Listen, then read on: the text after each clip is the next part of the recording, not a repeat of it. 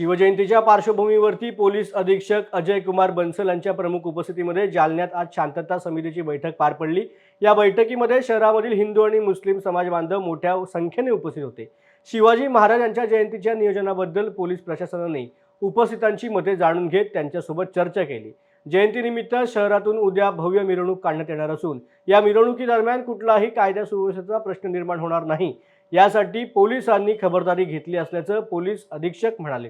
दरम्यान दोन समाजामध्ये तेढ निर्माण होईल असे स्टेटस कोणीही सोशल मीडियावरती टाकू नयेत असं आवाहन देखील अजय कुमार बन्सल यांनी जिल्ह्यामधील तरुणांना केलं आहे। आज 19 तारीखला छत्रपती शिवाजी महाराज जयंती निमित्ताने जालना शहरामध्ये शांतता कमिटीचे सदस्यांसोबत जनसंवाद साधण्यात आला। खूप खेळीमेळीच्या वातावरणामध्ये ही मीटिंग संपलेली आहे। नागरिकांकडून जो काही सूचना आलेली आहे त्यावर पोलीस ट्रॅफिकची असो महिला सुरक्षाची असो त्याच्यावर पोलीस काम करत आहे। तसेच आमच्याकडून ऑर्गनायझिंग कमिटी आणि नागरिकांकडून काय काय अपेक्षा आहे ती आम्ही मांडलेली आहे। हे पूर्ण मिरवणूक आणि प्रोग्राम शांतताने पार पडेल यासाठी सर्व सूचना दिलेली आहे। पोलिसाचा त्याच्यामध्ये बंदोबस्त आम्ही पूर्णपणे लावलेला आहे आणि कुठलीही परिस्थिती हाताळण्यासाठी आमची तयारी आहे। पण जालना हे शांतिप्रिय शहर आहे, औद्योगिक नगरी म्हणून याची ओळख आहे आणि त्याप्रमाणे इकडचे सर्व नागरिकांनी पोलीस डिपार्टमेंटाशी गवाही दिली आहे।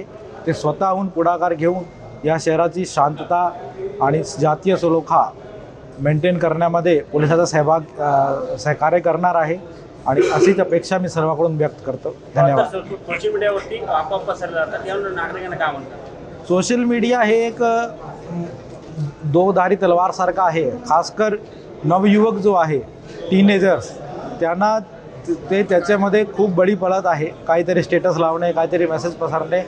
मी सर्वांना सांगू इच्छितो की जरी तुम्हाला वाटते की एक छोटासा कमेंट केला आहे पण ते गंभीर गुन्हा असतो बरेच वेळा आणि पोलिसांचा सायबर डिपार्टमेंट आमचा खूप सज्ज आहे।